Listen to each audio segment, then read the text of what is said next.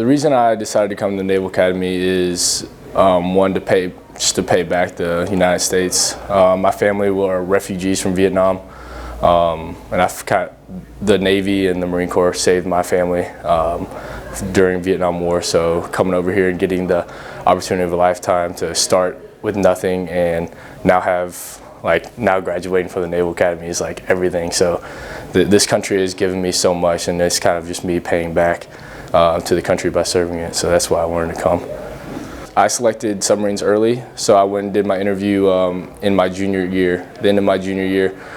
So studying for that and getting prepared for that interview was probably the toughest thing I've done since being at the Naval Academy. Having to relearn calculus and chemistry and physics, that was all just draining.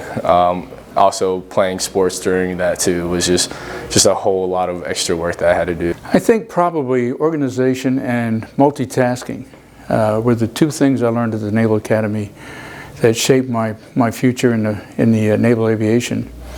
I came out of high school at a grand age of 17, just a few months into my 17th year, and although I graduated high academically and with three letters in sports, I wasn't organized. As most people coming out of high school are not organized. They don't know how to study. They don't know how they're going to proceed once they get into college.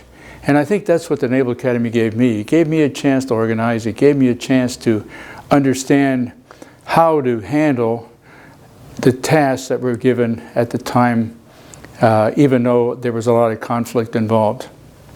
I came to the Naval Academy because I enlisted in the Navy first in 2006, and it was an awesome opportunity.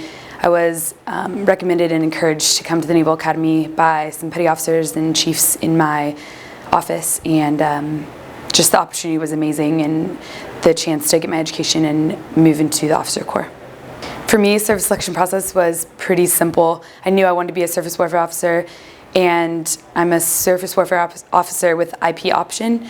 So the interview process went very smoothly. I walked into the office and there was 10 officers on the board. The questions went really well, and when I found out I received it, I was shocked but pleasantly surprised.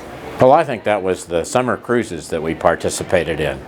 We were fortunate enough to go on big ship cruises, third class cruise, and it gave us a chance to see the world. So some of us that were interested in the surface Navy had a chance to see where we might be going in the future. Later on with the submarine cruise, I decided that the kind of people I ran into the submarine force were people I'd like to be associated with for the rest of my career.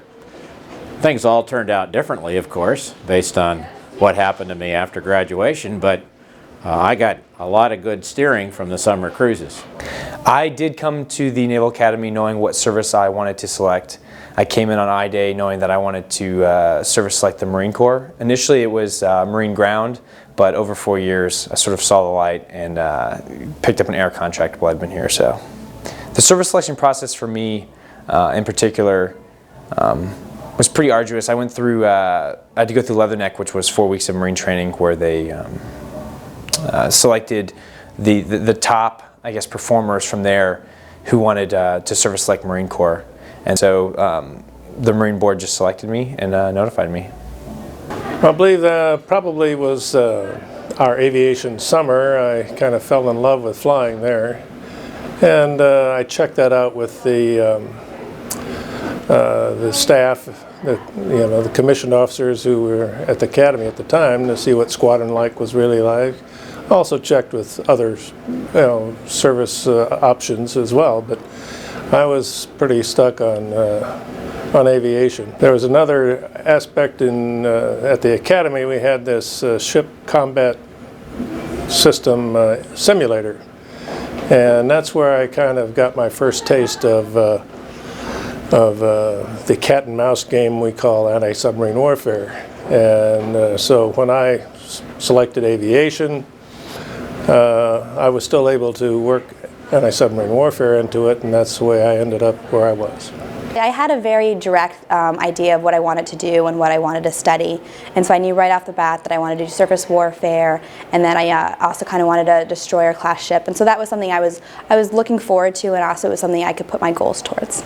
Service selection process was really great. We enter our preferences in, and we tell them what we want to do, and then based off of merit, they selected that, and I put in surface warfare, and I was fortunate enough to get my first choice, and so I've been very happy with that decision.